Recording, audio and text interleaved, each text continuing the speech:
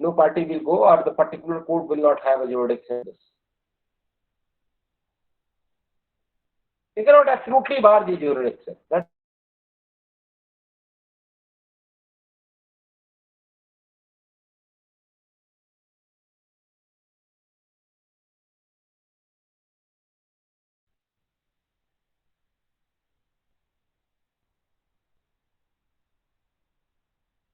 hmm. Hmm. तो saving of A guarantee, तो क्या आपको क्या समझ में आया उसमें? तो एक्चुअली क्या है ना कि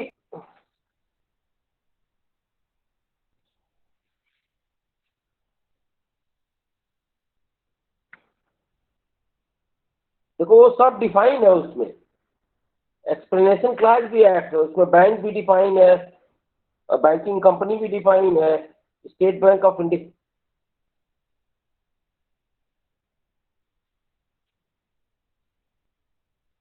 अब देखो this section shall not render illegal account by which any bank or financial institution stipulate a term, so all other financial institutions, they recognize, means the statutory financial institutions जितने भी हैं, वो आप कोई स्टेटूटरी कमेटी बनाए हैं, कोई statutory बनाते हैं, all financial institutions are covered.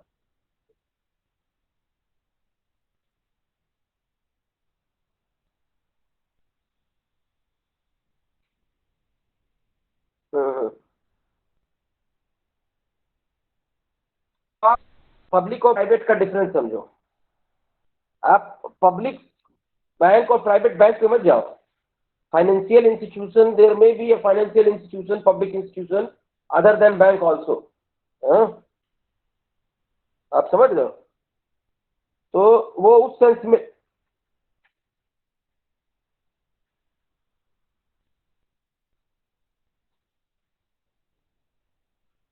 देखो bank is one public financial institution, देखो बैंक एंड फाइनेंशियल इंस्टीट्यूशन लिखा हो, ठीक है ना? हाँ, तो फाइनेंशियल इंस्टीट्यूशन मतलब देखो बैंक होता है, उसका काम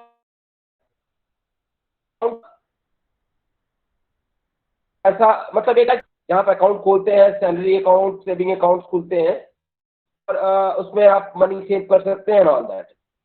कुछ बैंक होते हैं स्पेशलाइज्ड होते हैं, जैसे आईडीबीआई है, industrial development bank of India, तो वो पर्टिकुलर पर्पज के लिए लोन देते हैं। इसके अलावा चिट फंड्स होते हैं, गवर्नमेंट के गोल्डन बैंक्स हैं। तो the point is that the section apply to the public bank as well as the public financial institutions. Huh? So that should be keep in mind. This section shall not render any illegal a contract in writing by which any bank or financial institution stipulate a term, एक term stipulate करता है in a guarantee or in an agreement making a provision for guarantee for extinguishment of the right or discharge of any party thereto from any liability under or in respect of such guarantee or agreement on the expiry of specified period, which is not less than 1 year from the date of occurring or non-occurring of a specified event for extinguishment or discharge of such party from the said liability.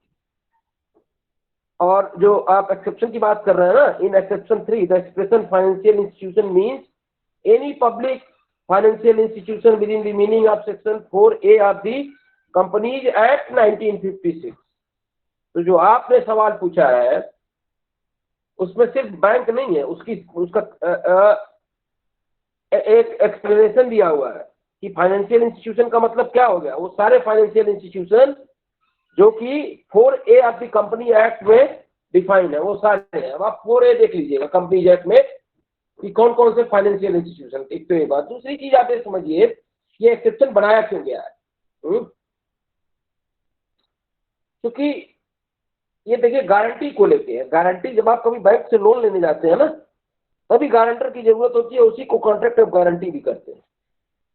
हाँ,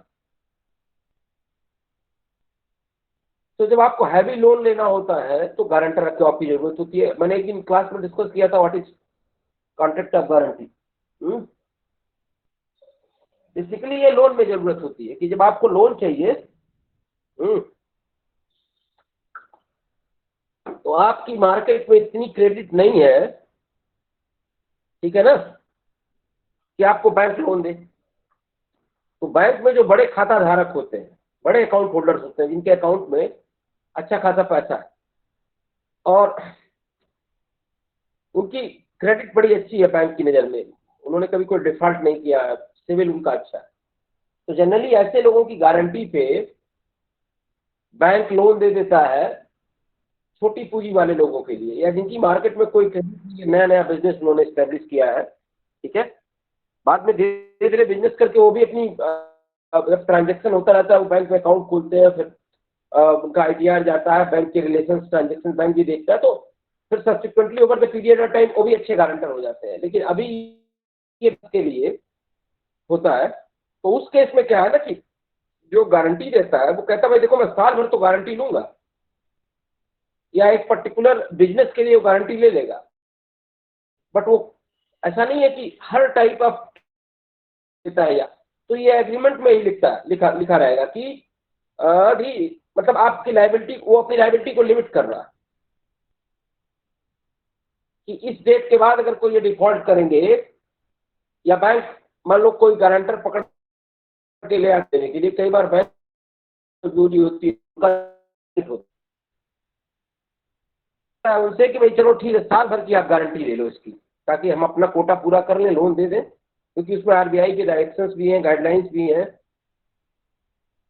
बैंकों की rate भी होती है कि वो कितना loan दे रहे हैं निधि को, मतलब नंबर ऑफ फैक्टर्स है। तो जरूरत दोनों की है कि मार्केट में नए लोगों को लोन दिया जाए, जो लोन ले रहा है उसकी भी और बैंक की भी जरूरत है। बट पॉइंट ये है कि आज बैंक मैनेजर लोन तो दे देगा, लेकिन जो बैंक के रूल से ऊपर के जो अधिकारी हैं वो पूछेंगे कि भाई किसकी सिक्योरिटी, किसकी गारंटी पे तुमने लोन दिया। तो सिर्फ अपना टारगेट पूरा करने के लिए कोई ब्रांच मैनेजर, कोई रीजनल मैनेजर ऐसे ही लोन नहीं दे सकता है, तो फिर उनको गारंटर चाहिए होते हैं। गारंटर कौन होते हैं? अच्छा वो क्यों गारंटी, क्या प्रॉफिट है? अब देखो इंटरेस्ट तो बड़ा इशू नहीं है, इससे उनका सिविल अच्छा होता है, एक तो एक बात, दूसरे क्योंकि उनको हैवी लोन्स चाहिए होते हैं, बड़े बड़े लोन चाहिए होते हैं, तो वो छोटे वाले जो छोटे लोन ले रहे होते हैं उनके वो गारंटर बनते हैं, तो इससे उनकी क्रेडिट बढ़ती है कि भाई जो लोन पे जिन्होंने वो गारंटी दिया वो लोन टाइमली पेमेंट हो रहा है। मान लो वो 4-5 लोगों के गारंटर बने हुए हैं, वो लोग टाइमली पेमेंट कर रहे हैं लोन, ठीक है। अब ये जो गारंटर है इसको मान लो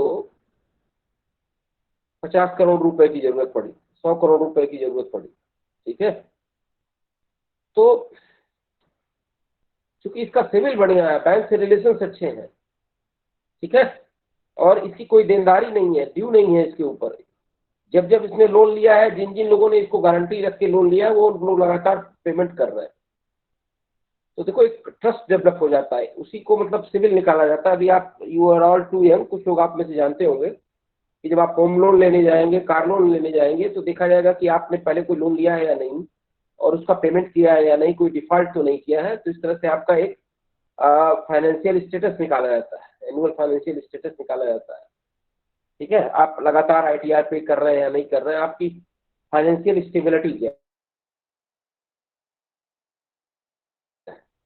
यहाँ, कि अगर बैंक कोई इस तरह का कोई एग्रीमेंट कर रहा है या तो गारंटर के साथ या किसी थर्ड पार्टी के साथ कि भाई ये इतने दिन की रहेगी, इसके बाद कोर्ट में आप अगर डिफॉल्ट करते हैं तो गारंटर के खिलाफ आप नहीं जा सकते, तो बेसिकली तो ये लीगल प्रोसीडिंग से रिस्ट्रेन कर रहा है, लेकिन डेलिबरेटली इसको एक्सेप्शन बना दिया है। अदरवाइज मार्केट में कोई गारंटर बनेगा ही नहीं, किसी को कोई लोन नहीं मिलेगा। तो ईज ऑफ डूइंग बिजनेस आप एक तरह से कह रहे हैं, बिजनेस को, स्मॉल बिजनेसेस को ईज करने के लिए छोटे लोन लेने वाले को गारंटर आसानी से मिल सके, बैंक आसानी से लोन दे सके, और मतलब these are certain common, there are other reasons also, Is that clear, Mr. Aryan Gandhi, to you?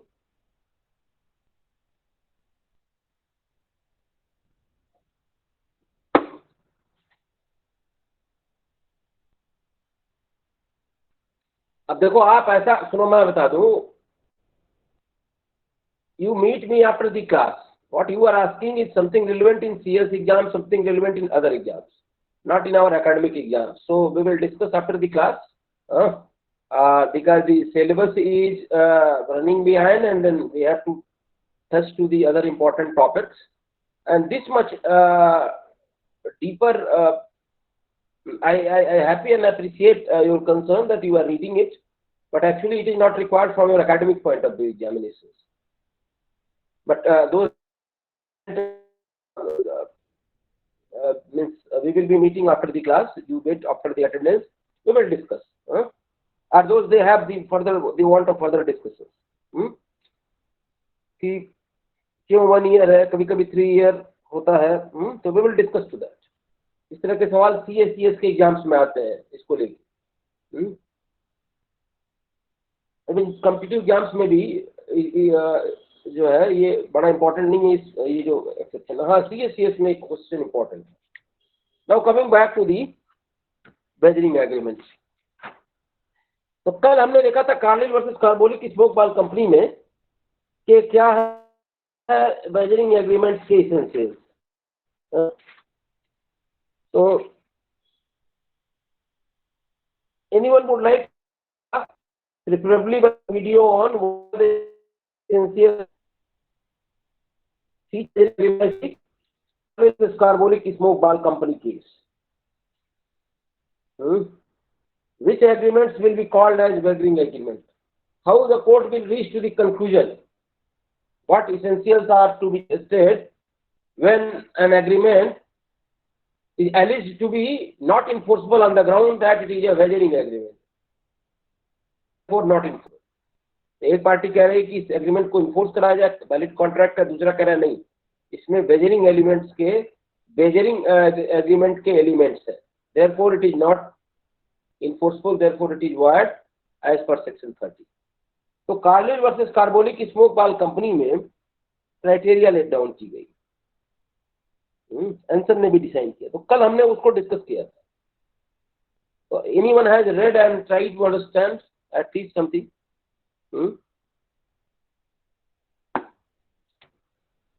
किसी ने पढ़ने की कोशिश की, समझने की कोशिश की क्या है वेजरिंग एग्रीमेंट और कार्लिल वर्सेस कार्बोलिक स्मोक बाल कंपनी का क्या रिलेशन है और वहां क्या डिफाइन किया गया?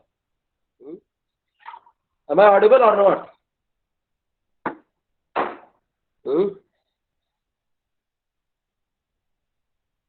हाँ भाई, anyone? Yes, Mr. Gandhi, you have raised the hand. Would you like to speak on this?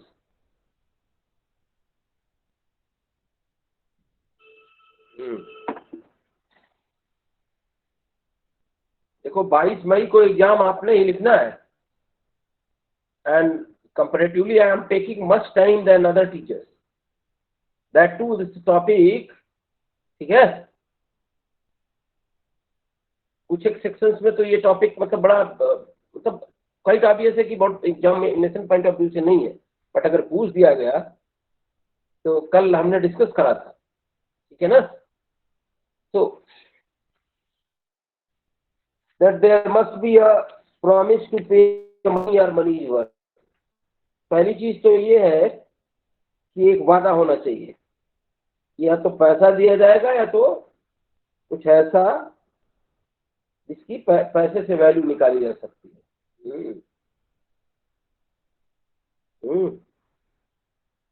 तब ऐसा नहीं होगा कि भाई तुम जीते तो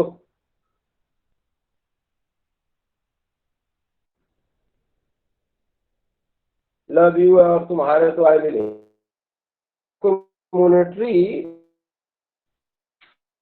नहीं है, इमोशंस. तो वादे में जो वादा हो बेसिकली हार जीत में, वो ये हो कि हारने पे या जीत मतलब इतना मिलेगा मॉनेटरी से, जीतने में इतना लूज करूंगा, मतलब लूज होगा, मॉनेटरी सेंस होना चाहिए. The promise must be conditional on the happening of or not happening of an event. तो दूसरी चीज तो एक कंटीजेंसी होनी चाहिए. जो शर्त है वो इस पे बेस्ड हो, हैपनिंग और not happening of future events, ठीक है। तो future event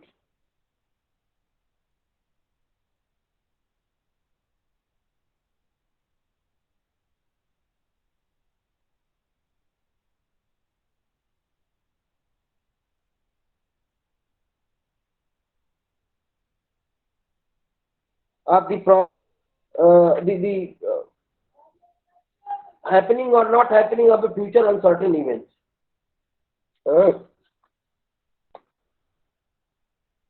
And each party must be the mutual chance of loss and win.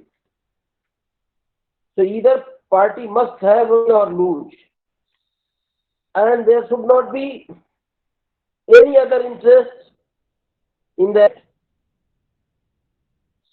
than the stake of winning or losing.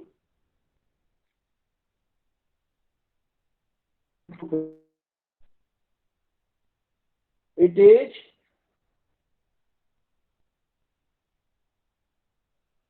wagering agreement. अब चलो जरा कुछ देखते हैं, गैम्बलिंग एग्रीमेंट और not, what do you think? Yes, आप apply, तो gambling is a wagering agreement और not?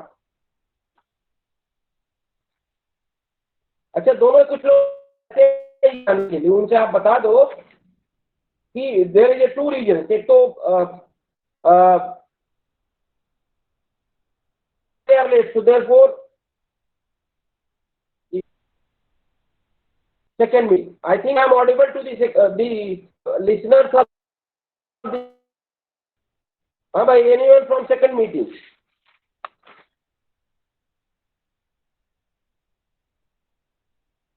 Second meeting, I am audible to you or not? Yes, sir. Darshan, Shruti.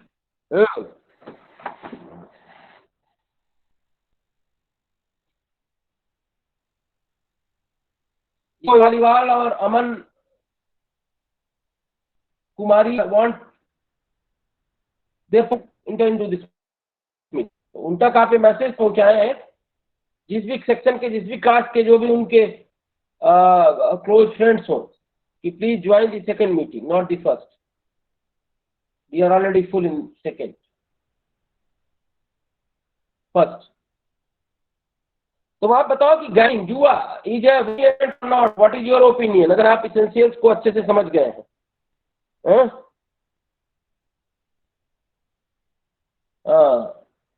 Yes, what about the lottery?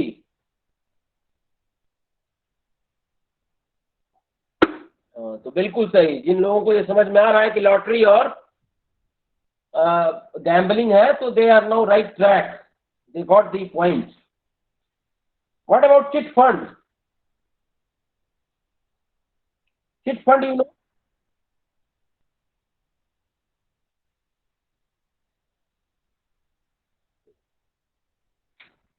Chit fund, देखो, chit fund societies act बना है एक, उसमें chit fund भी financial institutions है जो high interest पे पैसे का लेन देन करते हैं. तो basically there is no mutual chance and gain, and therefore it is not a wager. इतना ही जानना है हमें चिट फंड के बारे में. अब देखो, वेजरिंग का एक एक्सेप्शन, हॉर्स रेसिंग में अगर आप कोई शर्त लगाते हैं, बेटिंग, तो वो वेजरिंग में नहीं माना जाएगा.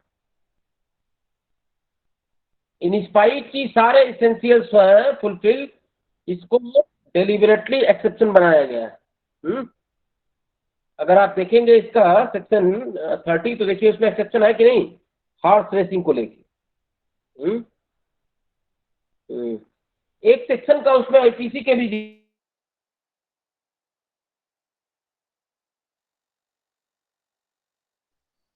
अभी उस पे भी आते हैं अपन. पहले तो ये हॉर्स रेसिंग वाला exception in favour of certain prizes for horse racing. All of you are requested to be please look on the, this section shall not be deemed to be rendered unlawful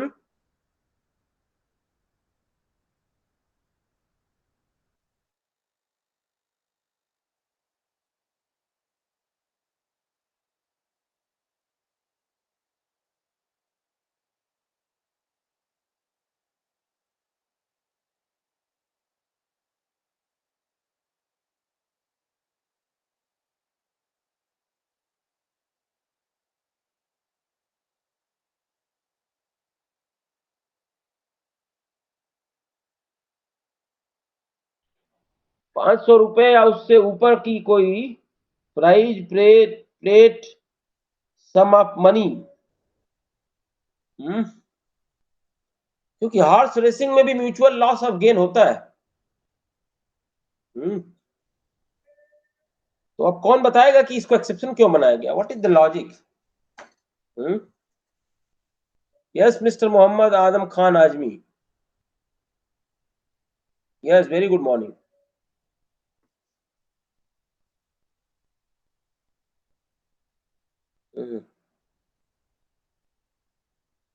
नहीं नहीं, ऐसा देखो, ऐसा है ना कि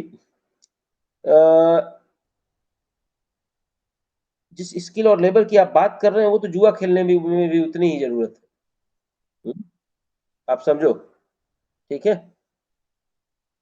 तो और सिर्फ हॉर्स रेसिंग केवल आपकी स्किल पे डिपेंड नहीं करता है, वो किस नस्ल का घोड़ा है, ठीक है? तो mutual chance of loss and gain है। Yes mister Salmani.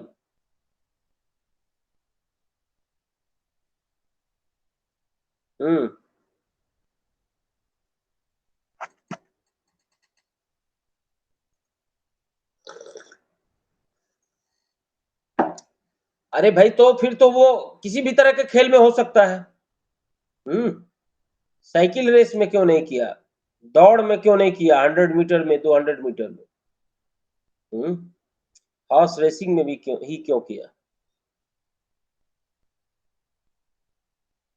हाँ, वेरी गुड। जो लोग इस लाइन पे जा रहे हैं, आप देखो 1872 में है, तब इंडिया में ब्रिटिशर्स आर रूलिंग, और ये गेम केवल ब्रिटिशर्स ही खेलते थे, हॉर्स रेसिंग। इंडियंस नहीं खेलते थे उस समय। इंडियंस तो करते थे, आप समझिए, हम घुड़सवारी, हम तो युद्ध लड़ने के लिए या अपने ट्रांसपोर्ट के लिए यूज करते थे। ये जो डर्बी वाला खेल था ना, उसके ये the then so called civilised लोगों का गेम था, और चूंकि इस पे पैसा ब्रिटिशर्स लगाते थे, आप समझिए। आज भी देखिए लंदन वगैरह में इंडिया का ट्रेडिशनल गेम ये नहीं था। कहीं भी आप इंडिया में आप देखिए, हालांकि कलकत्ता में आज भी है, डर्बी की रेस होती है, बट वो भी इंग्लिश मैंस के लिए एक्सक्लूसिव क्लब था, ठीक है? तो अब आप देखिए कि कितना कॉलोनियल फ्रेग्रेंस है।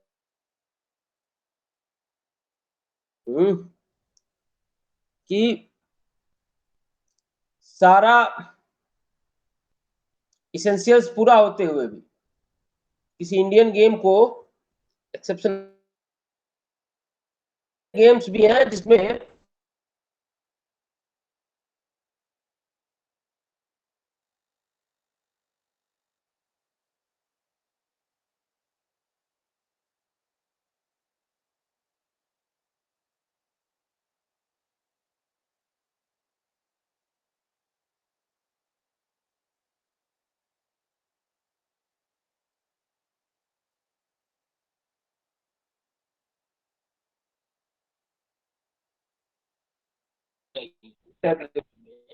that is in force, though it have all the essentials of weathering agreement. So that is one thing. अब एक बात और ये कह रहा है 294। Yes mister Khan.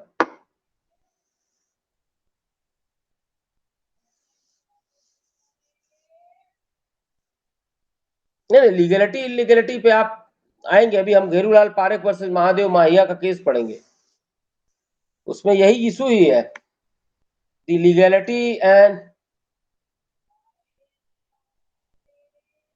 illegality,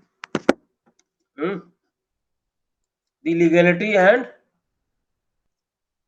illegality.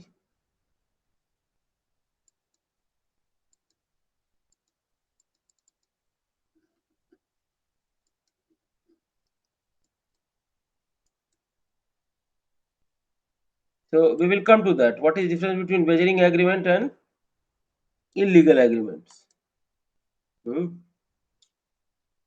तो हॉर्स रेसिंग इज एग्जेम्प्टेड। अब एक बात और ये कह रहा है 294 ए के ऊपर, nothing in this section shall deem to be legalized any transaction connected with the horse racing to which the provision of section 294 A ये भी हॉर्स रेसिंग की बात। 294A जरा क्या कहता है, जरा आप देखिए इंडियन पिनल कोड का। What is this 294A?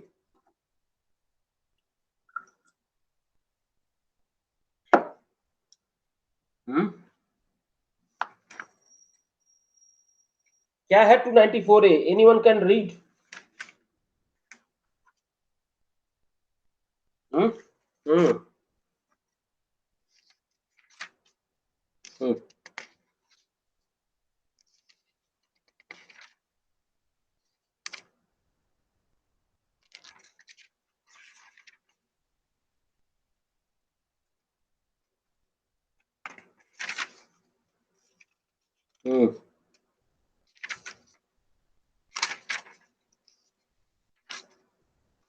Hmm hmm ठीक है। हम्म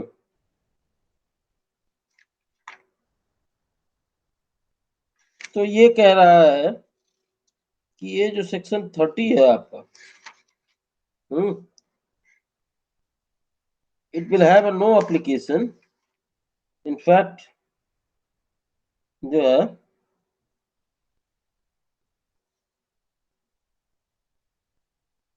on section 294A of the Indian Penal Code, where lottery has been, say, to a certain extent penalized. तो उससे जो है nothing in this section shall deem to be legalized any transaction connected with this. तो अब इसका ये मतलब नहीं है कि यहाँ जो है अगर एक्सेप्शन क्रिएट कर दिया गया या वो बेजरिंग एग्रीमेंट नहीं है बट पनिशेबल है आईपीसी में, मान लो तो वो लीगलाइज हो जाएगा। जैसे जो एक्सेप्शन बनाया ना हॉर्स रेसिंग को लेके या लॉटरी को लेके, तो उनका कहना है कि वो लीगलाइज नहीं हो जाएगा। जो आईपीसी में इलीगल है, मतलब जो पनिशेबल है, that will not be legalised. तो दोनों की इंडिपेंडेंट रीडिंग है, दोनों की इंडिपेंडेंट रीडिंग है। Contract acts is independent, it's a civil liability, and that will have a no impact on the criminal liability under 294E. They are mutually disjunctive, not injunctive. That is what the meaning of this. Anyway, अब आते हैं case है इस पे, Gherulal Parekh versus Mahadev Das Maya. Perhaps this case is reported into your case material also. Yeah, at page number 106 है क्या?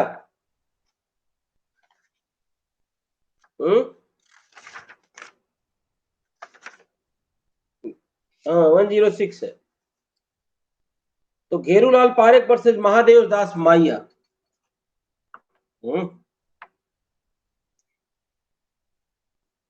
Para number 2 में facts दिए हुए हैं. फैक्ट्स ये है कि दो फैमिलीज हैं, उनके मैनेजर है, कर्ता कह लीजिए.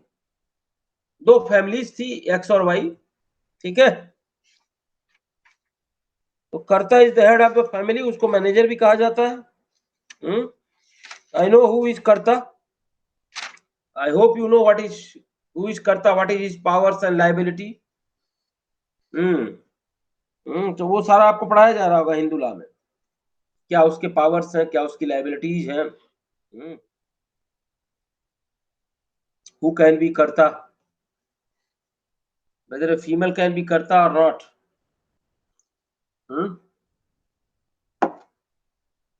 Generally, the senior co-partner in the co-partnery is the karta. Now, since the daughters has also been included as a karta, mother is a co-partner or not in a family? चलो ठीक है, उसको आप family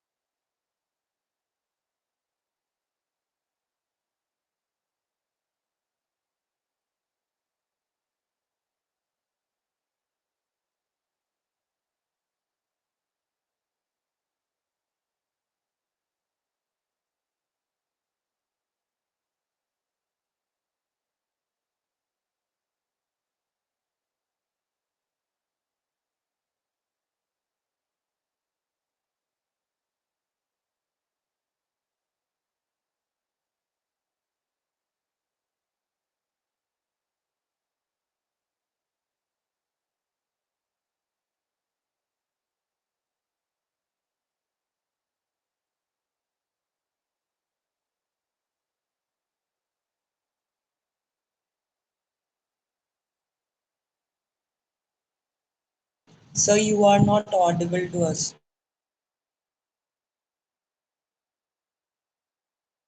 Now I am audible.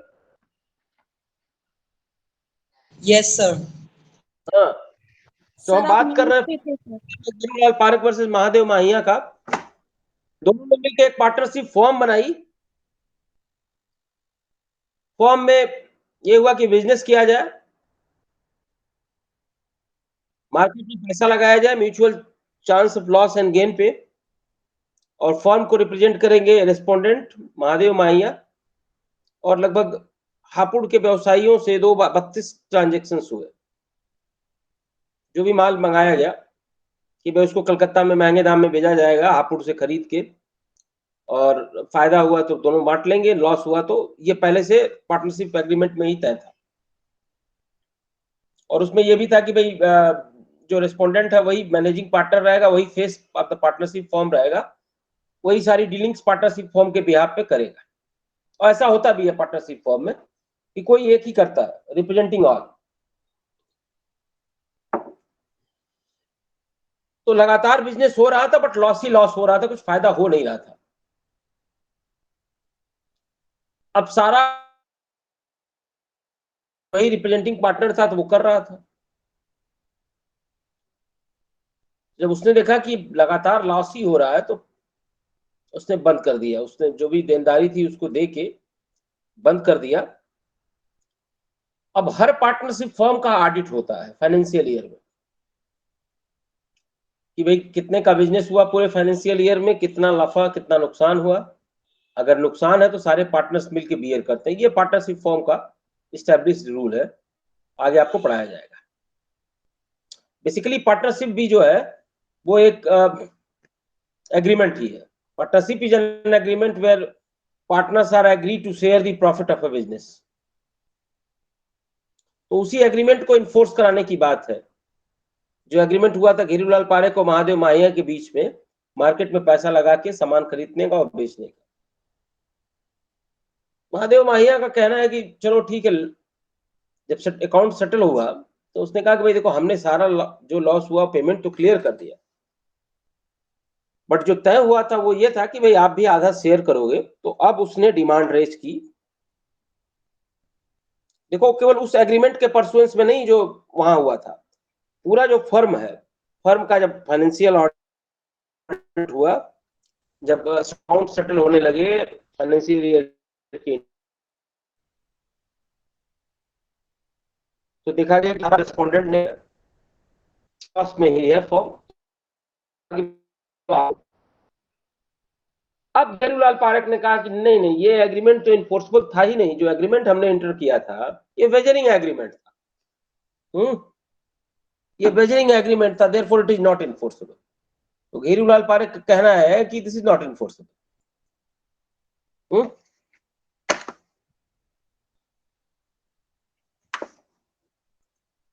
तो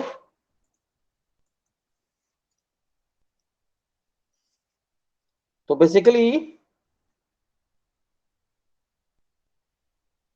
respondent ने पे merchant को सारा इंटायर अमाउंट, एंड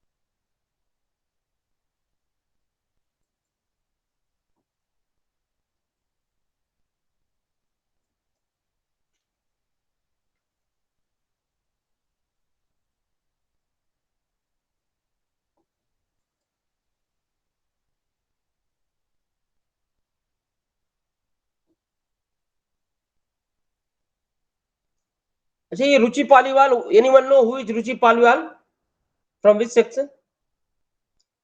2-3 लोग ऐसे हैं ना कि जिनके बार बार फर्स्ट मीटिंग में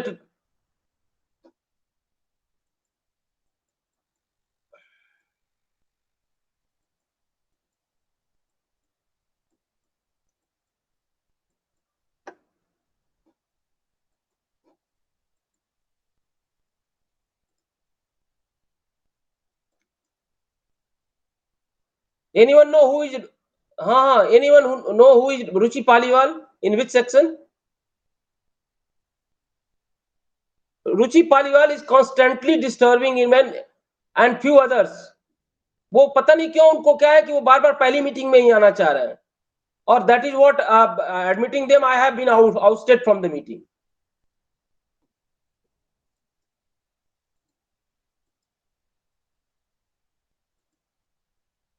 I don't know what is happening. जब दोनों मीटिंग्स में मैं ऑडिबल हूं, और ऐसा नहीं है कि अटेंडेंस केवल पहली वाली मीटिंग वाले लोगों को मिलेगी। पहली वाली मीटिंग में मैं तकरीबन आधे घंटे क्लास ओवर होने के बाद भी अवेलेबल रहता हूं।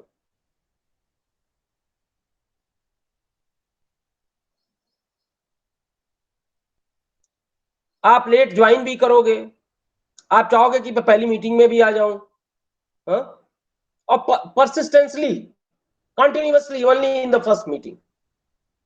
3-4 लोगों को मैं देख चुका, I don't want to name them, and they are disturbing the flow of the class. I don't know what they want exactly. आज तो 10 मिनट पहले मैंने शेयर कर दिया था लिंक भी।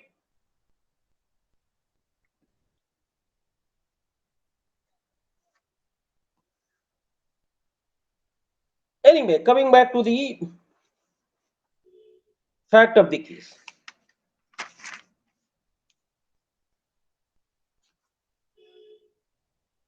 तो घेरूलाल पारेख ने अपनी लायबिलिटी से डिनाई कर दिया। उसने कहा नहीं, मैं लॉस बियर नहीं करूंगा, I will not bear the loss.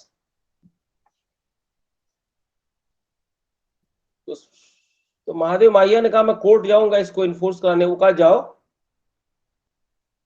ये तो वेजरिंग एग्रीमेंट था, वैसे भी सेक्शन 30 में इन्फोर्सेबल नहीं है, लॉ मुझे पता है, you go to the court, देख लेंगे वहां।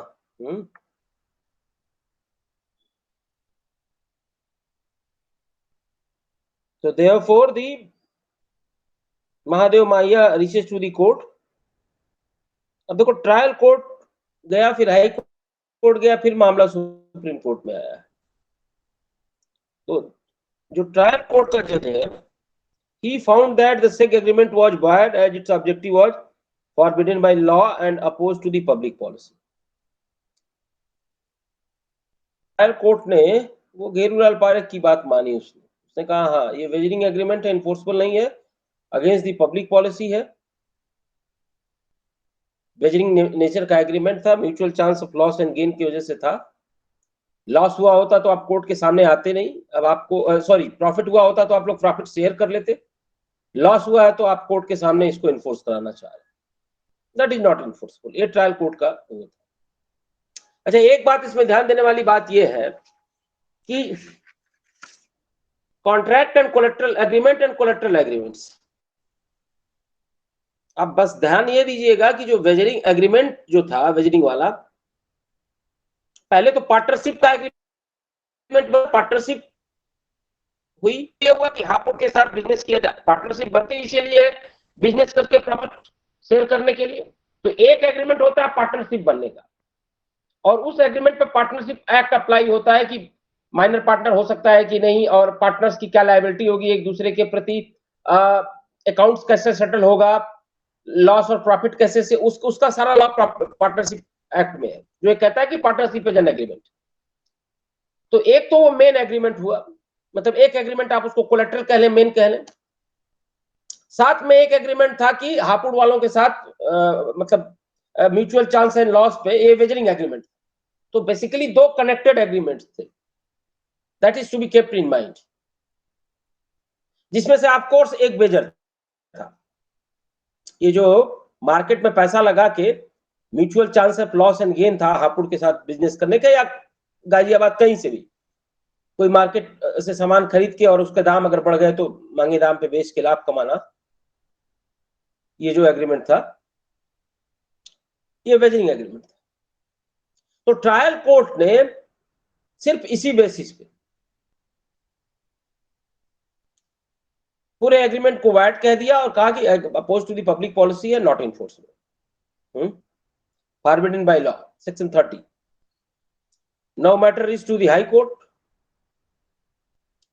हाई कोर्ट ने ट्रायल कोर्ट के ऑर्डर को पलट दिया। तो पलट दिया मतलब महादेव माहिया के फेवर में दे दिया। ट्रायल कोर्ट ने पारेख के फेवर में दिया था, महादेव माहिया के फेवर में आ गया। High Court held that though the said transaction being in the nature of wager were void under section 30 of the contract, that was not lawful within the meaning of section 23 of the said act। देखो एक दिन मैंने और बताया था क्या difference है wired और अनलॉफुल एग्रीमेंट। हाई कोर्ट ने देखो बड़ा इंपॉर्टेंट ऑब्जर्वेशन दिया। हाई कोर्ट ने कहा कि चलो ठीक है, वायर्ड तो था वेजरिंग एग्रीमेंट, बट अनलॉफुल नहीं था अंडर सेक्शन 23। और वायर्ड और अनलॉफुल में एक अंतर होता है। देखो सारे अनलॉफुल तो वायर्ड हैं, बट सारे वायर्ड अनलॉफुल नहीं है। Hope you are able to appreciate this statement. और देखो बड़ा थिन लाइन का है डिफरेंस। इंटरव्यूज वगैरह में ये पूछा जाता है बड़ा इंपॉर्टेंट थी कि वायर्ड और इलीगल या अनलॉफुल में क्या डिफरेंस है। और आज मैंने इंट्रोडक्टरी क्लासेस में भी बताया था कि सारे वायर्ड, सारे अनलॉफुल तो वायर्ड है, बट सारे वायर्ड अनलॉफुल नहीं है। इस बात से सब लोग सहमत है ना? हाईकोर्ट ने कहा कि ठीक है वायर्ड तो है ये एग्रीमेंट। अब देखो एक अंतर और मैंने बताया था, अगर इफ यू रिमेंबर, कि अगर अनलॉफुल की वजह से वायर्ड है, मतलब अनलॉफुल वाले भी सारे वायर्ड होंगे, साथ में वो पनिशेबल भी होंगे, वो एक अलग चीज हो गई। अदर देन कि लॉफुल है बट वायर्ड है, there may be number of circumstances where something is lawful but void, हमने भी देखा। तो अंतर क्या होता है कि डिफरेंस क्या है कि देखो वायर्ड के केस में ना जो साथ में लगे हुए एग्रीमेंट्स है वो नहीं, केवल मेन कॉन्ट्रैक्ट अगर वायर्ड है तो वही वायर्ड होगा। जबकि इलीगल के केस में, अनलॉफुल के केस में अपने तो वो वायर्ड होगा ही, उसके साथ जो कनेक्टेड कॉन्ट्रैक्ट है, लगे हुए ट्रांजेक्शन है, कोलेटरल ट्रांजेक्शन है, उनको भी वो वायर्ड कर देता है। क्योंकि इलीगलिटी आ गई ना, समथिंग सीरियस। सिर्फ वायर्ड रहता तो जितना ही पार्ट वायर्ड है उतना ही पार्ट अनइंफोर्सेबल है। वायर्ड का मतलब अनइंफोर्सेबल, तो जितना अनइंफोर्सेबल है उतना सेपरेट किया जा सकता है, उसको सेपरेट कर दिया, और जितना इन्फोर्सेबल है उसको इन्फोर्स करा दिया। वायर्ड का मतलब कि, और खास करके उन एग्रीमेंट्स में जहां ये सेपरेशन पॉसिबल है। वायर्ड का मतलब समथिंग इज नॉट इन्फोर्सेबल, जबकि अनलॉफुल का मतलब इलीगल का मतलब is not enforceable and will have punishable also.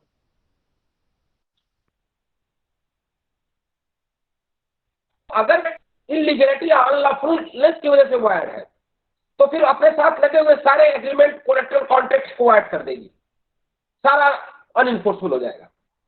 जबकि अगर कोई वायर्ड है, जैसे वेजरिंग को ही ले लीजिए, wagering is not unlawful, not illegal, but void है। तो हाईकोर्ट ने कहा कि वायर्ड है तो जिस एक्सटेंट तक जितना पार्ट वेजरिंग पे है उतना ही वायर्ड होगा, rest of this not wired. तो हापुड़ वालों के साथ जो ट्रांजेक्शन डील हो रही थी वो तो वेजरिंग था, चलो वो वायर्ड है, वो नॉट इन्फोर्सेबल है। लेकिन ये जो महादेव माहिया जो पैसा मांग रहा है at the end of the financial year, जब एग्रीमेंट पार्टनरशिप फॉर्म के अकाउंट सेटल हो रहे हैं as per the partnership act, तो ये एग्रीमेंट डिफरेंट था, कोलेटरल था, उसी से जुड़ा हुआ था। बट वो ये था कि देखो पहले वो एग्री, उनके बीच में पहला एग्रीमेंट ये हुआ कि हम एक पार्टनरशिप फॉर्म बनाते हैं, तो पार्टनरशिप फॉर्म बनाने का एग्रीमेंट हुआ। फिर दूसरा एग्रीमेंट या उसी के साथ जुड़ा हुआ या उसी में सेकेंड पार्ट जो था एग्रीमेंट का वो ये था कि ये हम लोग ये वाला बिजनेस करेंगे जिसमें मार्केट में mutual chance of loss and gain पे पैसा लगाएंगे और उससे प्रॉफिट कमाएंगे, second part of the agreement. तो हाईकोर्ट की रीजनिंग ये थी कि वेजरिंग एग्रीमेंट वायर्ड तो है बट अनलॉफुल नहीं है, इलीगल नहीं है, पनिशेबल नहीं है। तो इसलिए पूरा इंटरकनेक्टेड ट्रांजैक्शन वायर्ड नहीं होगा, केवल to the extent it is void, it is wager, it is void, rest will be equally valid. और महादेव माहिया भी देखो क्या कर रहा है ना, जितने भी पार्टनरशिप फर्म की लाइबिलिटीज थी उसको मीट आउट कर लिया उसने पूरे ईयर में, क्योंकि वही रिप्रेजेंटिंग पार्टनर था। ये घेरूलाल पारेख बड़ा होशियार आदमी था, थे तो दोनों व्यापारी। बहरहाल तो महादेव माहिया ने पूरा साल भर पार्टनरशिप चलाई और सारे उसकी लाइबिलिटीज को क्लियर किया, सारा लॉस अकेले बियर किया। अब वो at the end of the loss जब अकाउंट सेटल हो रहा पार्टनरशिप फर्म का, तब वो कह रहा है कि भाई जो हमने हापुड़ में बिजनेस किया था उसमें लास्ट लॉस हुआ और इतना सारा लॉस था उसको अकेले मैंने बियर किया है, अब इसमें आपका आधा हिस्सा होता है, यू बियर द लॉस।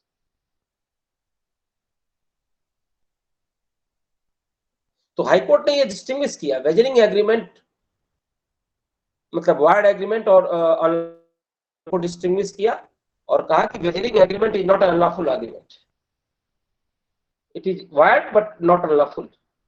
और इस बेसिस पे उसने कहा घेरूलाल पारेख से कि जो आप कोलेक्टर ट्रांजैक्शन है वो वायर्ड नहीं होगा, क्योंकि ये वो केस नहीं है कि जहां अनलॉफुल एग्रीमेंट की वजह से एग्रीमेंट वायर्ड हो रहा है। यहां चूंकि सेक्शन 30 कहता है कि वेजरिंग एग्रीमेंट वायर्ड है बट ये अनलॉफुल नहीं है कहीं, तो इसलिए इसके साथ इंटरकनेक्टेड एग्रीमेंट्स वायर्ड नहीं होंगे। I hope I am clear to all of you.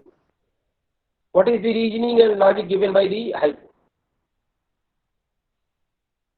Facts or judgment of the trial court and judgment of the High Court. Is that clear to all of you?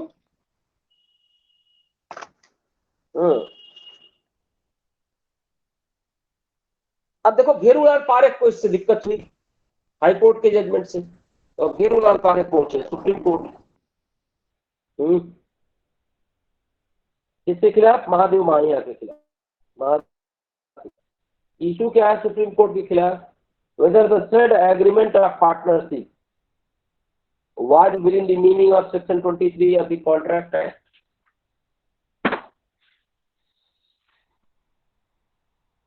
घेरूलाल Parekh का कि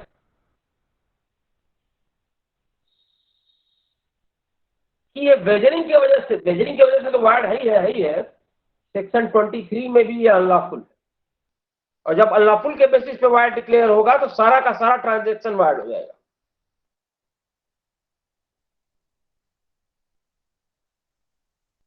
तो घेरूलाल Parekh supreme court के सामने दो बातों के लिए आ रहा है, एक तो एग्रीमेंट वेजरिंग एग्रीमेंट था और वेजरिंग भी था और अनलॉफुल भी, और सेक्शन 23 में है कि if object and consideration is unlawful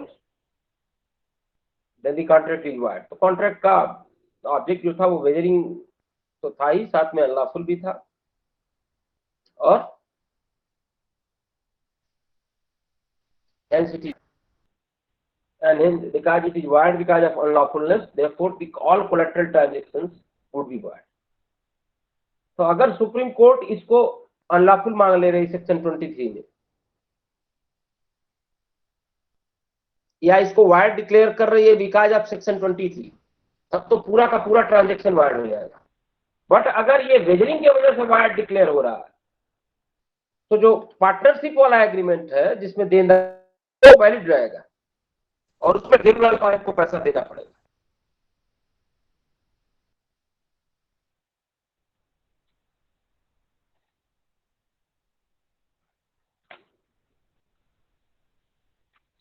तो सुप्रीम कोर्ट ने कहा कि the partnership was not unlawful with in the meaning of section 23 of the contract act. पहली बड़ी बात, it was not unlawful within the meaning of section 23 of the Indian Contract Act. Therefore, होगा consequence इसका? The respondent was entitled to claim from the appellant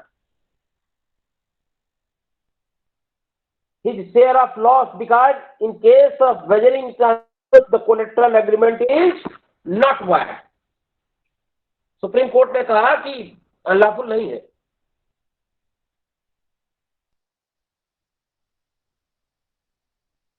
ये void नहीं है because of unlawfulness, void है because of wagering, और वो भी उतना ही portion, to the extent it is wager. Rest collateral transactions are very much valid and therefore they are enforceable. Therefore, Mahadev Mahia is very much entitled to the recover the loss which he has suffered, means which he paid on behalf of the. कुल मिला जुला के घेरीलाल पारेख को अपने portion का share of loss जो है वो करना पड़ेगा. महादेव दास ने जो उसका लॉस वाला पोर्शन दे दिया है पार्टनरशिप फर्म के बेसिस पे, वो घेरूलाल पारेख को महादेव दास को देना पड़ेगा. Is that clear?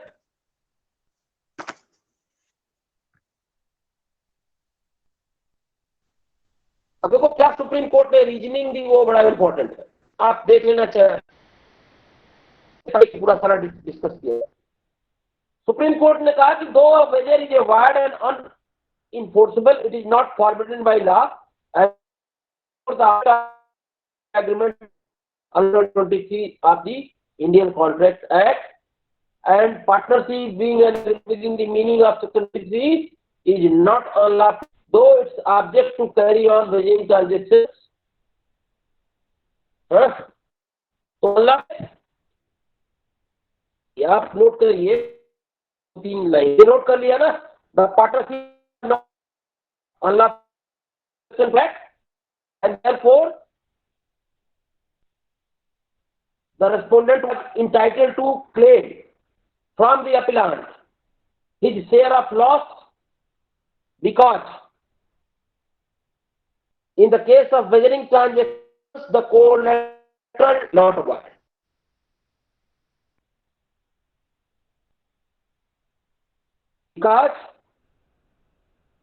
Because in case of wagering transactions wagering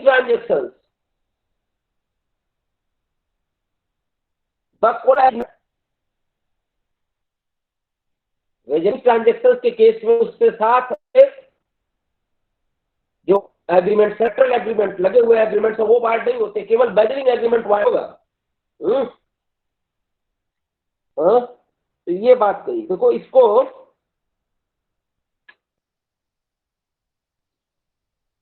एक बात और कहा सुप्रीम कोर्ट ने इसमें, wagering is not immoral within the meaning of section 23. Basically जो घेरूलाल पारेख का कहना था कि वेजरिंग एग्रीमेंट, क्या आर्गुमेंट उसने लिया 23 में इमोरल है कि नहीं. एक क्लास है ना कि अगर कोई चीज है, कोर्ट अगर उसको इमोरल मानती है, क्या और अगर पब्लिक पॉलिसी मानती है तो वो अनलॉफुल हो जाएगा, है ना ऐसा सेक्शन 23 में. तो घेरूलाल पारेख यही सुप्रीम कोर्ट में वो ये कह रहा है कि साफ वेजरिंग जो है साफ में, क्योंकि ये इमोरल है, अगेंस्ट द पब्लिक पॉलिसी है. और सेक्शन 23 में कोर्ट को ये पावर है कि जो चीज इमोरल है या अगेंस्ट द पब्लिक पॉलिसी है उसको अनलॉफुल डिक्लेयर कर दे. तो घेरूलाल का आर्गुमेंट ये था कि कोर्ट डिक्लेयर कर दे. कोर्ट ने कहा नहीं, सेक्शन 23 में ये अनलॉफुल नहीं है, क्योंकि wagering agreement is not a moral agreement. Wagering is not a immoral within the meaning of 23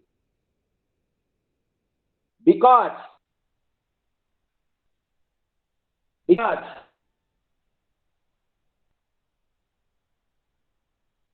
principle of section 23 confines the immorality only to the sexual immorality.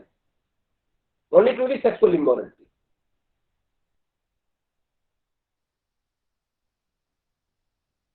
अब देखो ये 1959 का केस है. अभी पब्लिक मोरालिटी या सोशल मोरालिटी या constitutional morality में क्या डिफरेंस है, इसको लेके सुप्रीम कोर्ट में भी अभी चल रहा है मुकदमा. जस्टिस डी वाई चंद्रचूड़ ने एक नया कॉन्सेप्ट दिया कॉन्स्टिट्यूशनल मोरालिटी का। सर वो अपन के लिए उतना इंपॉर्टेंट कॉन्ट्रैक्ट में नहीं है, कॉन्स्टिट्यूशनल लॉ के क्लास में हो सकता है। What is difference between social immorality and constitutional immorality, or public immorality and the constitutional immorality, popular morality and the constitutional morality। क्योंकि कॉन्स्टिट्यूशन में भी टर्म मोरालिटी आई है। Reasonable restriction can be imposed on your freedom of speech and expression and on your freedom of religion on the ground of morality. Anyway वो constitutional law के class में debate होगी। Measuring agreement, ठीक है, is not immoral. अब आप थोड़ा सा पैराग्राफ टिक करेंगे इसमें घेरूलाल पारेख वाले में।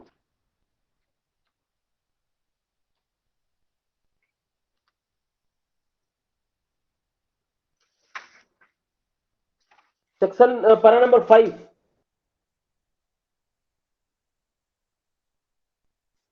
अरे पेज नंबर 107, 6, 7, देखो 7 में उन्होंने डिस्कस किया है forbidden by law the court regard it as immoral, section 23 को 7,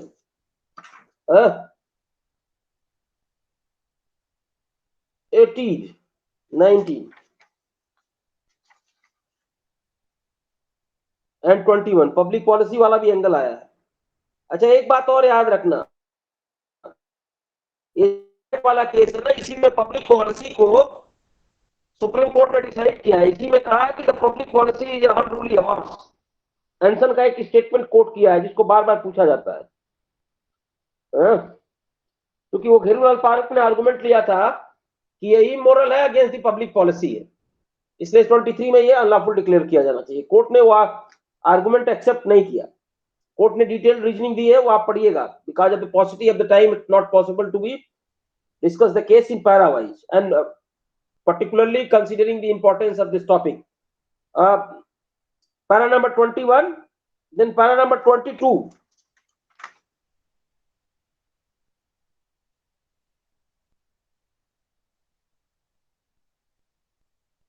24, 25, 26, 27,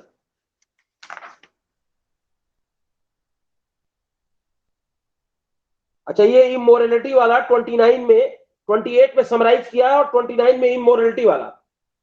तो पब्लिक पॉलिसी के अगेंस्ट नहीं है मेजरिंग एग्रीमेंट, कोर्ट ने इसकी रीजनिंग दी है, और इमोरल नहीं है इसकी रीजनिंग दी है पेज नंबर 29 में।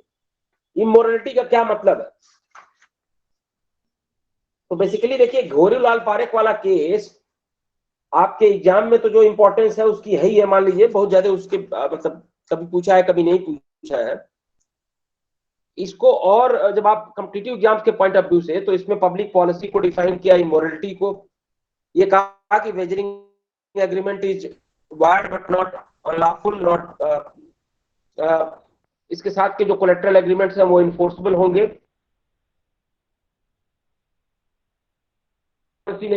मोरलिटी क्या है उसको डिस्कस किया, पॉलिसी करते, तो ये इन वजहों से भी जाना जाए, मोरलिटी को डिफाइन करने के लिए, डिस्कस करने के लिए, और public policy. So this is all about the Gherulal Parekh versus Mahadev Das Maiya with regard to the measuring agreement. And with this, हाँ बताइए। नहीं पैराग्राफ आपको पूरा देखिए, जो केस जितना मेजरिंग एग्रीमेंट से रिलेटेड है उतना तो मैंने आपको बता दिया, ठीक है। अब आप अपनी डीपर अंडरस्टैंडिंग के लिए और डिटेल अंडरस्टैंडिंग के लिए, ये मतलब जो पैरा मैंने हाईलाइट कराया है वो सुप्रीम कोर्ट ने जो रीजनिंग दी है घेरूलाल पारेख के उस आर्गुमेंट की। देखिए हाई कोर्ट ने तो ये बात कही दी थी कि मेजरिंग एग्रीमेंट में वो डिफरेंस है, उसने कहा कि भाई इनफोर्सेबल है। बट जो सुप्रीम कोर्ट में है उसने दो एडिशनल ग्राउंड लिया है, ये पब्लिक पॉलिसी और इमोरलिटी का। वो बेसिकली बात को ले गया गैम्बलिंग पे, जुए पे, कि भाई ये इमोरल है। वो कहा कि ये इमोरल है। मेजरिंग एग्रीमेंट जो है आप समझिए कि घेरूलाल पारेख नहीं मुकदमा लड़ रहे थे, मुकदमा वहां कोई लर्नड एडवोकेट लग रहा था। तो कोई जब आर्गुमेंट नहीं होता तो कोई आप तो को क्रिएट करना है ना, सुप्रीम कोर्ट में तो लार्जर लीगल इश्यूज पर डिबेट होगी ना। ये सारे इश्यूज तो ऑलरेडी हाई कोर्ट ने सेटल कर दिए थे, तो उन्होंने एक नया इशू रेज किया कि भाई जो वेजरिंग एग्रीमेंट्स हैं, सिर्फ वेजरिंग के नाते वायड नहीं है, वो अनलॉफुल भी है, और अनलॉफुल है तो इनके साथ के इंटरकनेक्टेड भी वायड रहे। तो देखो, यही वायड और अनलॉफुल में यही अंतर भी होता है, उस पर भी आप केस टाइप करना पड़ेगा। इसी में डिस्टिंग्विश किया सुप्रीम कोर्ट ने कि वायर्ड एग्रीमेंट और इलीगल एग्रीमेंट में, अनलॉफुल एग्रीमेंट में क्या अंतर है। और वो ये अंतर है, पहला तो कि all unlawful agreements, illegal agreements are void, but all void agreements are not illegal. इसको समझने में मुझे लगता है किसी को कोई परेशानी नहीं होगी कि जो वायर्ड एग्रीमेंट है वो सुपर सेट है, उसका सबसेट है अनलॉफुल और इलीगल एग्रीमेंट्स। सारे illegal agreements, unlawful agreements wired तो होते हैं, बट सारे वायर्ड इलीगल हो ऐसा नहीं है, और भी तरीके से वायर्ड होते हैं एग्रीमेंट्स। लीगल प्रोसीडिंग को रिस्ट्रेन कर दिया, मैरिज को रिस्ट्रेन कर दिया। अब जैसे मैरिज वाले में ही लीजिए, अगर कोई एग्रीमेंट वायर्ड है, मैरिज रिस्ट्रेनिंग, तो वायर्ड तो है ही है, साथ में अनलॉफुल भी है। किसके लिए? माइनर वाले के लिए।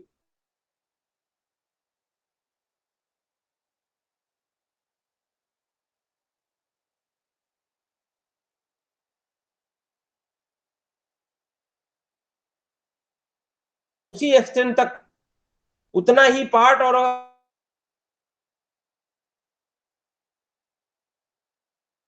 अनइनफोर्सेबल करके रिमेनिंग पार्ट को इन्फोर्स किया जाएगा। जबकि अगर इलीगल या अनलॉफुल है तो सारा का सारा एक मछली पूरे तालाब को गंदा कर देगी। मतलब पूरा का पूरा connected collateral transactions, collateral agreements, all will be wired. I hope I am clear to all of you with regard to the Girulal Parekh versus Mahadev Das Mahia. Yes? Feel free to ask any doubt.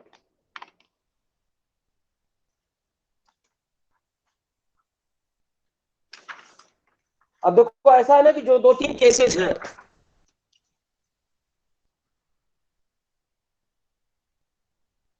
if the time will permit, in the we will be discussing it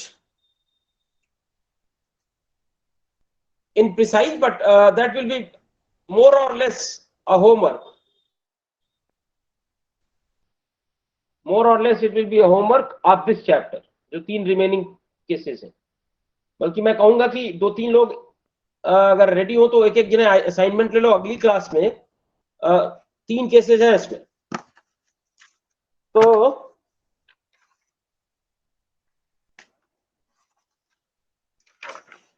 अब जो इस वाले chapter में case बचता है, वो एक तो है ये सेंट्रल इनलैंड वाटर कॉर्पोरेशन वाला, और एक धीरेन्द्र प्रताप सिंह वर्सेस जयप्रकाश यूनिवर्सिटी। तो ये 2 केसेस 27 और 28 वाला, ठीक है। जनरली एकेडमिक एग्जाम में इन केसेस की कोई बहुत रिलेवेंसी रहती नहीं है, बट आई रिक्वेस्ट कि चलो मुझे तो if no one will be ready, I will tell you the gist of these cases in the next class, and then we will start we will forward with this. तो अब अगर कोई इस पे 5-10 मिनट अगली क्लास में बोलना चाहता है तो सेंट्रल इनलैंड वाटर ट्रांसपोर्ट अपना नाम चैट बॉक्स में टाइप करो। You will give a presentation of 5 minutes. The fact of the case, what was the legal issue involved in this case, and the judgment. और ये किससे related है, किस provision से, कौन से बेसिस पे ये वायर्ड है। और एक है केस नंबर 28 वाला, धुरंधर प्रसाद सिंह वर्सेस जयप्रकाश यूनिवर्सिटी, ठीक है। तो those they are interested, they may type their name in the chat box. Sir, I will present in the next class.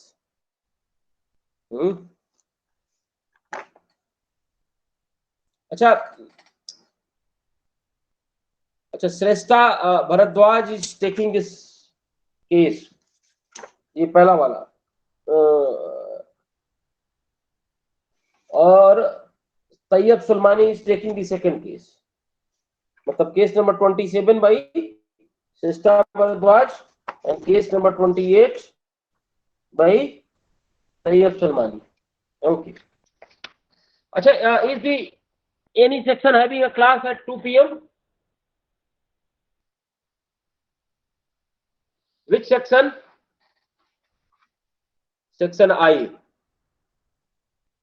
किसकी क्लास है 2 बजे? अच्छा, शिल्पी मैडम की 2 बजे से क्लास है टाट की. फिक्स है ना, इसमें कोई दिक्कत तो नहीं है? हाँ, तो चलो डोंट वरी. तो ये तो रहा टॉपिक 20, ये जो आपका डिस्कशन रहा 27 को लेकर. अब देखो ये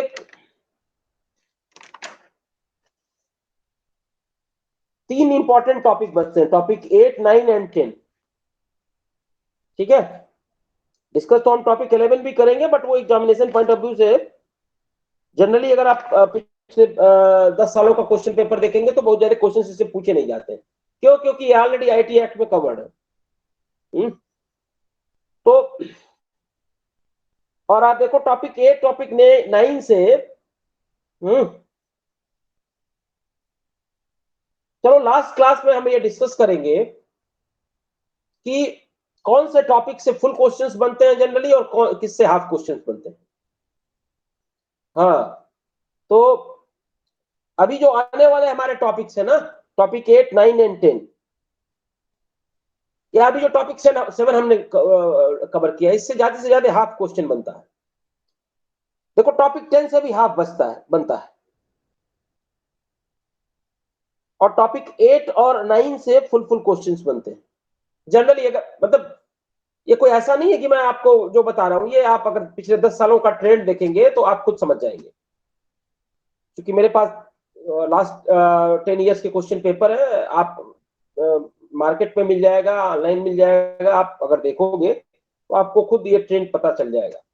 ओपन सीक्रेट है, तो इसमें कुछ ऐसा नहीं है कि मतलब आप इसको ऐसा मत समझना है कि मैं आपको कोई something that is very secret I am telling to you. This is already open secret. आप 10 ईयर का क्वेश्चन पेपर, और सिर्फ इसी के लिए नहीं, मैं बता दूं आपको एक चीज, मैं बता दूं, आप फर्स्ट ईयर में हैं, मैं कोशिश करूंगा कि कोई एक क्लास आपकी लूं how to write exam, but ATGM material की सेमिनार कमेटी कोई सेमिनार कराती है इस पे या नहीं, ऑनलाइन ऑफलाइन, या मैं बताता हूं या नहीं, इसका सीधा फंडा है कि आप पिछले 5-10 साल का क्वेश्चन पेपर, हर सब्जेक्ट का जो 5 पेपर आपको देने हैं, उसको सॉल्व करना शुरू कर दीजिए. उसको एटलीस्ट क्वेश्चन बैंक आप इकट्ठा कर लीजिए. समझ रहे हैं आप? तो आपको समझ में आने लगेगा कि कौन कौन से टॉपिक इंपॉर्टेंट है, फ्रीक्वेंटली आस्क्ड क्वेश्चंस का एरिया कौन कौन से टॉपिक से है. सिलेबस आप देखेंगे और पिछले 5 सालों का, 10 सालों का क्वेश्चन पेपर आप उठा के देखेंगे तो आपको समझ में आने लगेगा कि आप एक शॉर्ट लिस्टिंग करने की पोजीशन में होंगे. अगर मान लीजिए कि 11-12 चैप्टर्स हैं किसी भी पेपर में, तो आपको उसके इंपॉर्टेंट 6-7 टॉपिक्स पता चल जाएंगे. तो एक बहुत बड़ा प्रेशर आपका रिलीज हो जाएगा. आपको एरिया, देखो एग्जाम में क्या पढ़ना है इससे ज्यादा जरूरी है कि क्या नहीं पढ़ना है. एक्सक्लूजन करना कि क्या इंपॉर्टेंट नहीं है एग्जामिनेशन पॉइंट ऑफ व्यू से, क्या किसकी पॉसिबिलिटी बड़ी लेस है, उसको उसी पीरियड से पढ़ना. और जिसके ज्यादा हाईली चांसेस है प्रोबेबल पूछे जाने के, उसको ज्यादा उस पर टाइम देना, उसके प्रॉपर नोट बनाना है, उसके सिनॉप्सिस बनाने हैं, क्योंकि उससे फुल क्वेश्चंस आएंगे, 20 मार्क्स क्वेश्चंस आएंगे और कई एंगल से वो टच किया जाएगा. हो सकता है कि पिछले साल किसी और एंगल से वो टॉपिक टच किया गया, इस बार किसी और एंगल से टच, मतलब मल्टी डायमेंशनल अप्रोच से टच किया जाएगा. और ये हर सब्जेक्ट के लिए करेक्ट है ये स्ट्रेटजी कि क्या एक्सक्लूड करना है, एक्सक्लूजन क्या नहीं पढ़ना है, ये जानना ज्यादा जरूरी है.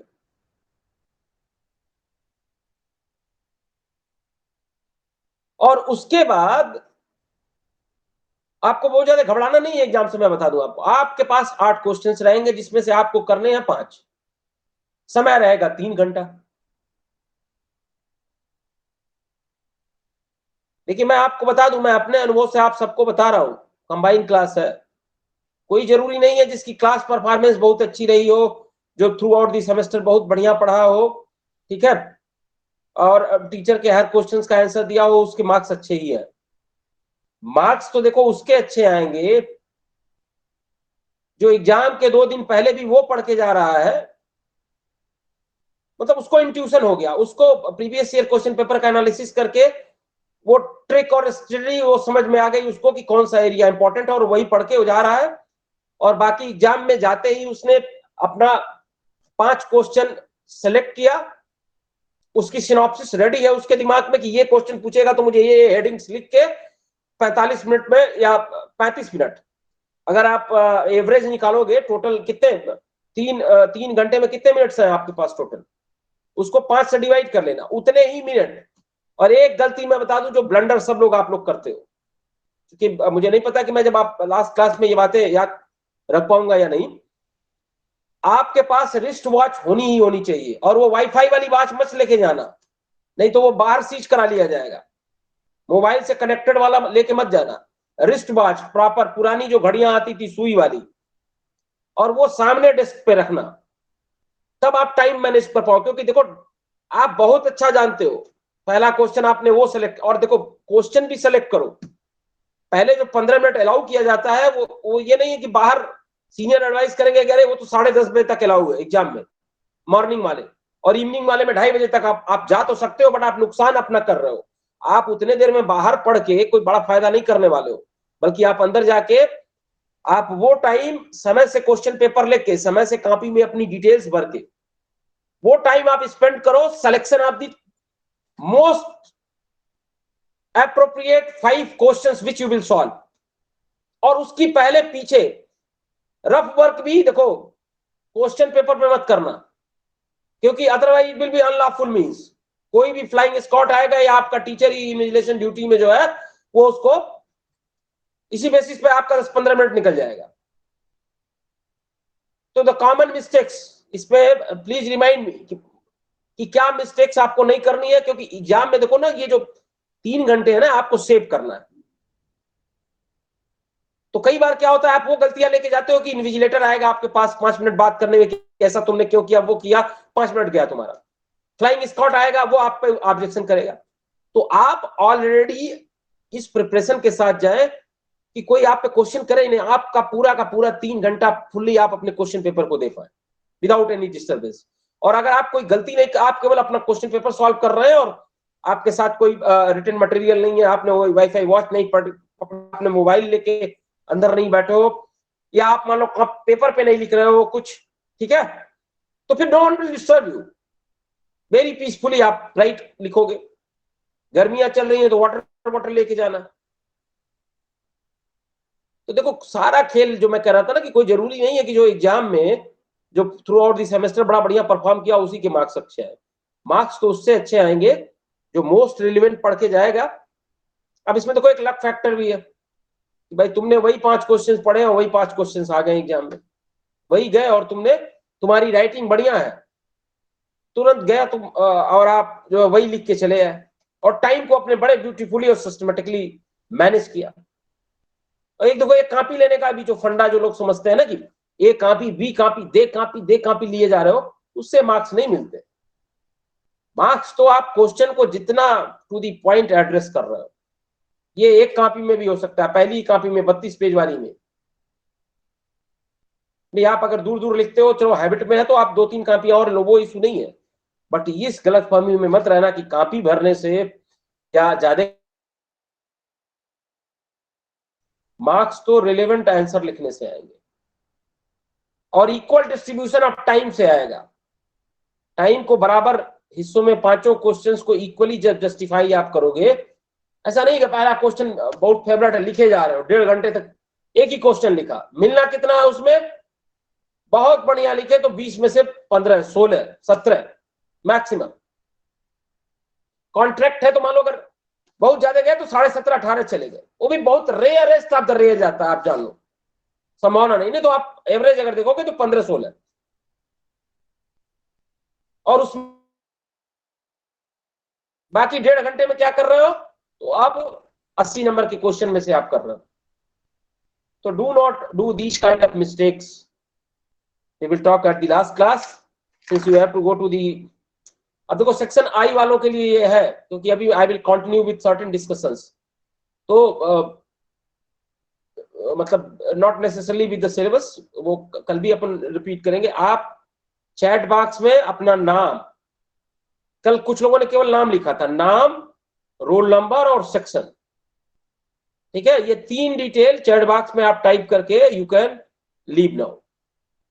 ठीक है, section I. But section I अगर सेक्शन एच में से किसी ने किया, क्योंकि सेक्शन एच का मैं अटेंडेंस सेपरेट तरीके से लूंगा, तो अगर सेक्शन एच ने किसी ने किया तो फिर उसका हो सकता है कि मिस हो जाए, क्योंकि ये सेपरेट लिस्ट रहेगी. तो इसमें please do not type anyone from section H, only section I पे put name, roll number and section.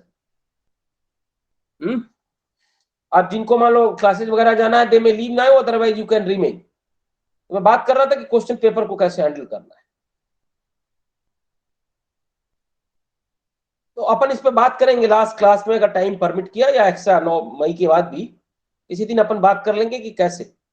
But तब तक के लिए आप क्या करो ना कि सारे क्वेश्चन पेपर इकट्ठा करो, और हो सके ना तो उसको अपनी हैंड राइटिंग में आंसर, मॉडल आंसर लिखना शुरू करो. क्वेश्चन लो, अब दुक्की से उसका सॉल्व मत पढ़ने बैठ जाओ. दुक्की से आप एडिशनल मटेरियल तो ले सकते हो, एडिशनल सोर्स के रूप में काम कर सकता है. कोई चीज आपको आंसर नहीं, कोशिश करो कि आप खुद से टेक्स्ट बुक पढ़ो और टीचर से पूछो और एक मॉडल आंसर आप लिखो. पहले आप क्वेश्चन लिखो, उसका आंसर लिखो. हर टॉपिक से अगर आपने 5-6 क्वेश्चन सॉल्व किया, I can give you a guarantee कि आपको कोई 60% रोक नहीं सकता. दुक्की पढ़ने से आपको हो सकता है कि आप एनी हाउ पास हो जाओ. बट मैं इतना बता दूं आपको कि अगर आपने पिछले 10 सालों का क्वेश्चन पेपर सॉल्व किया है, और कुछ और टूल्स एंड टेक्निक्स हैं जिनकी हम लास्ट क्लास में बात करेंगे, डेफिनेटली आपका 60% कोई नहीं रोक सकता है. थोड़ा राइटिंग भी अपनी अच्छी रखनी है. ठीक है, और मतलब ऐसा लिखना है कि टीचर पढ़ सके. ठीक है ना, बस उतना नहीं है. बाकी राइटिंग का कोई विशेष फर्क नहीं पड़ता है कि आप बहुत अच्छी राइटिंग आपकी है या खराब राइटिंग, उससे मतलब नहीं है. लॉ एग्जामिनर को तो लॉ ये जानना है कि आपको लॉ पता है या नहीं पता है. वो आपकी कैलियोग्राफी या वो राइटिंग स्किल चेक करने के लिए नहीं बैठा है. ठीक है ना. तो जितना आप ईज करेंगे, देखो writing an examination paper is an art. आप कोर्स उसमें नॉलेज आपकी बेसिक चीज है, मेजर रिक्वायरमेंट है, बट उसके साथ सर्टेन टूल्स एंड टेक्निक्स हैं जिसके उसको अप्लाई करके आप 5-10 नंबर का लीड ले सकते हैं, न चाहते हुए भी, न चाहते हुए भी. सॉरी, चाहेंगे तो आप हमेशा ही ना, मतलब बहुत ज्यादा आप मान लीजिए बहुत स्टडी उसका आपने नहीं किया, मतलब आपको टूल एंड टेक्निक्स पता हो, देखो ये सारा एग्जाम पे लागू होती है, हर एग्जाम पे लागू होती है. जो लोग कल को मेंस देना चाह रहे हैं कॉम्पिटिटिव एग्जाम्स के, यूपीएससी के, पीसीएस के, पीसीएसजे के, या फिर फॉर दैट मैटर आप अपने एकेडमिक्स में कर. एनीवे, तो ये 7 और 8 7 वाला 8 और 9 ये अपन लास्ट के लिए रखते हैं. पहले अपन टॉपिक 10 कर लेते हैं. इंडिपेंडेंट है इन दोनों से, छोटा टॉपिक है और कसाई कॉन्ट्रैक्ट का टॉपिक है. थोड़ा हम लोगों का कॉन्फिडेंस भी बूस्टअप रहेगा कि भाई चलो टॉपिक 10 तक कवर कर लिया, 8 और 9 उसके बाद करेंगे. तो एक तो ये रहा. और टॉपिक 8 है क्या, कसाई कॉन्ट्रैक्ट. हमें इसेंशियल आपको कॉन्ट्रैक्ट पता चल गया कि क्या क्या इसेंशियल्स है कॉन्ट्रैक्ट. अभी हमने तुरंत फिनिश किया है एग्रीमेंट का लास्ट वाला क्लास. सेक्शन 10 में है कि भाई पार्टीज मस्ट बी कॉम्पिटेंट, वो भी हमने देखा कौन कौन कॉम्पिटेंट है सेक्शन 11 में, with the free consent of the party. Section 12 और 13 देख लिया, फ्री कंसेंट का, सॉरी कॉम्पिटेंसी ऑफ पार्टी जो है वो 11-12 है, माइनर अनसाउंड माइंड और ऑल दैट. फिर हमने फ्री कंसेंट देख लिया. फिर हमने देखा lawful object and consideration 23, 24, 25, particularly 23, 24। फिर हमने देखा कि should not be expressly declared void, तो expressly declared void भी हमने देख लिया आज 30 तक। तो ये essentials होने चाहिए, तब आप an agreement is enforceable by law, यही सेक्शन 10 कहता है। ये तो हो गया कॉन्ट्रैक्ट। बट देखो कुछ ऐसे होते हैं जो अगर आप टेक्निकली जाएंगे, सेक्शन 10 के ग्राउंड पे इवेल्युएट करेंगे उसको, तब तो कॉन्ट्रैक्ट आप नहीं कह सकते उसको टेक्निकल। उसमें कुछ चीजें ऐसी हैं जिसमें कुछ ना कुछ टेक्निकल फॉल्ट रहेगी। कोई एकाध एलिमेंट को पूरा नहीं करेंगे, तो इस वजह से उनको फुल फेज कॉन्ट्रैक्ट नहीं कहा जा सकता। उस एग्रीमेंट को आप इन्फोर्स नहीं करा सकते। अच्छा, वो इसलिए नहीं कि वो कंसेंट नहीं, फ्री है, इन सबको, ये सारी चीजें वहां है, या इसमें से कोई चीज मिसिंग है। बट जो बिजनेस नेसेसिटी है, जो कमर्शियल नेसेसिटी है, या जो कस्टमरी प्रैक्टिस है, या जो सोशल नेसेसिटी है, उसमें इस तरह के ट्रांजैक्शंस को रिकॉग्नाइज किया जाना जरूरी है। जैसे माइनर है मान लो, तो minor is not competent to contract, तो माइनर तो कॉन्ट्रैक्ट नहीं कर सकता, और अगर करता है तो वो वायर्ड है, वो हमने देख लिया मौरी बीवी में। अब मान लो कि अगर कोई माइनर है जिसका कोई देखने सुनने वाला नहीं है, तो भाई लाइफ की नेसेसिटीज उसको भी तो चाहिए होगी। नेसेसिटी का मतलब अगर आप रोटी कपड़ा मकान से लगा लेते हो, एजुकेशन से लगा लेते हो, तो ये उसकी जरूरत पूरी होनी चाहिए।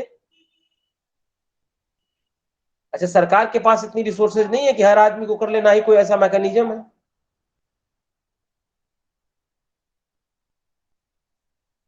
तो जनरली अगर आप देखोगे इंडिया में या किसी भी देश में, इसमें थोड़ा सा इंडिया की बात नहीं करते, तो जनरली क्या होता है कि उस गांव के, उस एरिया के, मान लो अब जैसे देखो, आप डॉक्टर भीमराव अंबेडकर का एग्जाम्पल ले लो।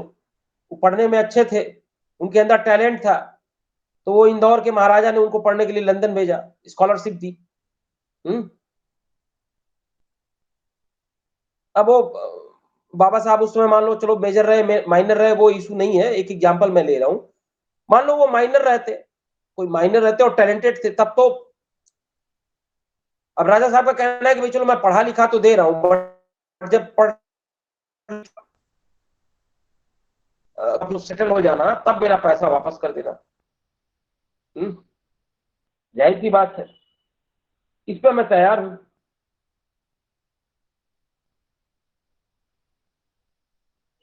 अब अगर मान लो इंडियन कॉन्ट्रैक्ट एक्ट आप लगाओगे,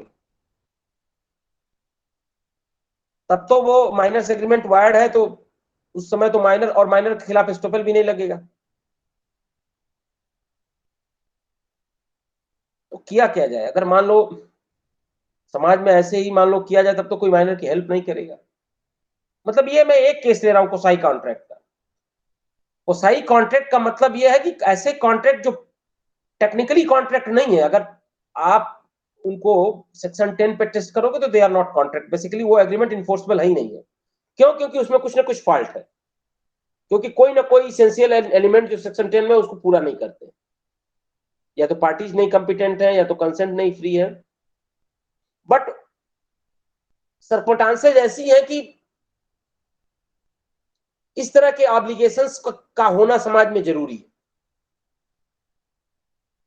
जैसे मान लो कोई सामान किसी का गिरा हुआ पा गया, person finder of the good,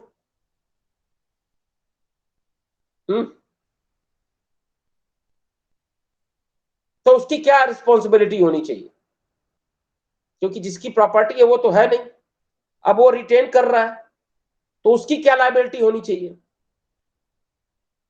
contractual liability.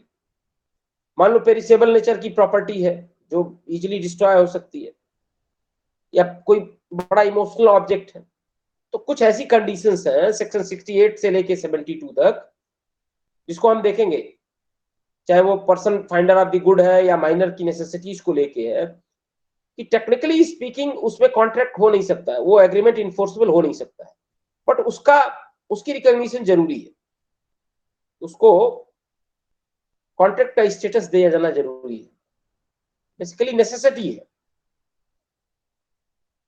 तो ऐसे ऑब्लिगेशंस को कहा जाता है quasi contract, like a contract, not contract, they are not pure contract, they are. अच्छा देखो, एक ऑब्जेक्ट और भी है इसका, अनजस्ट इनरिचमेंट, अनजस्ट इनरिचमेंट को प्रिवेंट करने के लिए, कि कॉन्ट्रैक्ट के रूप में इसको इन्फोर्स तो नहीं कराया जा सकता है, लेकिन अगर इसको रिकॉग्नाइज नहीं किया गया, कहीं प्रोटेक्ट नहीं किया गया किसी भी तरीके से, फुल फ्लेज कॉन्ट्रैक्ट के रूप में नहीं, लेकिन इस ऐसे इंटरेस्ट को अगर प्रोटेक्ट नहीं किया गया तो होगा क्या कि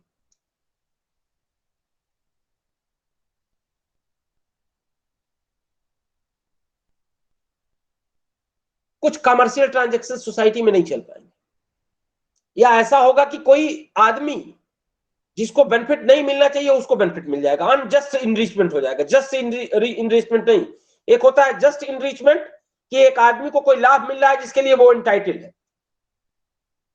कोई चीज है जो उसको मिलनी चाहिए वो उसको मिल रही है, और एक है कि एक चीज है जो जिसका लाभ या जो चीज उसको नहीं मिलनी चाहिए फिर भी उसको मिल जा रही है, बिकॉज कि वो कॉन्ट्रैक्ट इन्फोर्सेबल नहीं है या कुछ इस तरह का मामला है। तो अनजस्ट इनरिचमेंट को भी रोकने के लिए इस तरह के एप्लीकेशंस को रिकॉग्नाइज किया गया। आज मैं बैकग्राउंड आपको दे रहा हूं, कल we will start tomorrow quasi contract. Quasi contracts are not purely contract, they are the obligations, they have been recognized in the law from section 68 to 72 under Indian Contract Act because of certain necessities, certain circumstances, and अच्छा, second meeting में है क्या कोई section I का? Anyone in second meeting from section I? Am I audible in section second meeting? Yes, sir. Anyone from section I? No, sir. सबने left कर दिया है अटेंडेंस लिखकर। चैट बॉक्स में लिखा है? Yes, sir. एक मिनट,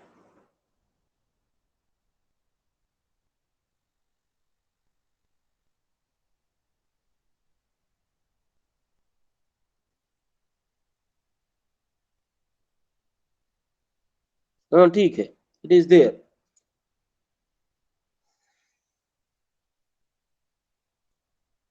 तो चलो सब, now this is the time for attendance. अच्छा, सेक्शन एच की आज की क्लास कितने बजे से है? कोई क्लास है कि नहीं तुम लोगों की ऑफलाइन? है सर। 5:40 पे है ना? ठीक है।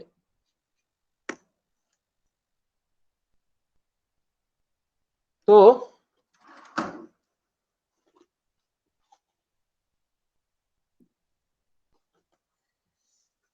अच्छा, प्रीवियस टॉपिक से लेके अगर किसी को कोई इशू हो तो you may ask, otherwise you are. एक मिनट, जरा अटेंडेंस ले लिया जाए, फिर डाउट पे बात करते हैं। जो लोग इंटरेस्टेड रहेंगे वो लोग रुके रहेंगे।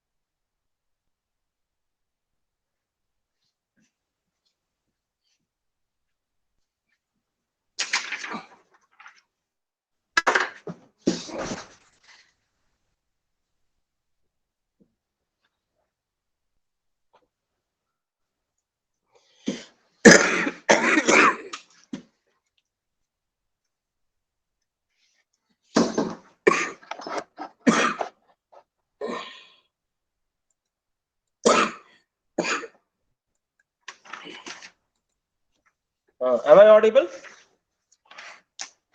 Yes, sir. एक मिनट, अभी जरा सेकंड मीटिंग ये चलो ऐसा, एक minute, first meeting second link section H.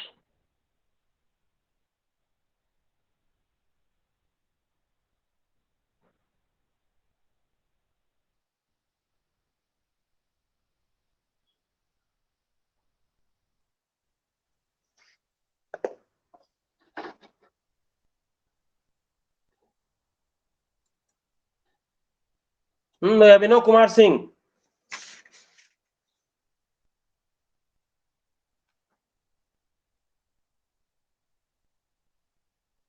Abhinav Kumar Singh, Abhishek Ram Badan, 608. चलो, आकाश कुमार,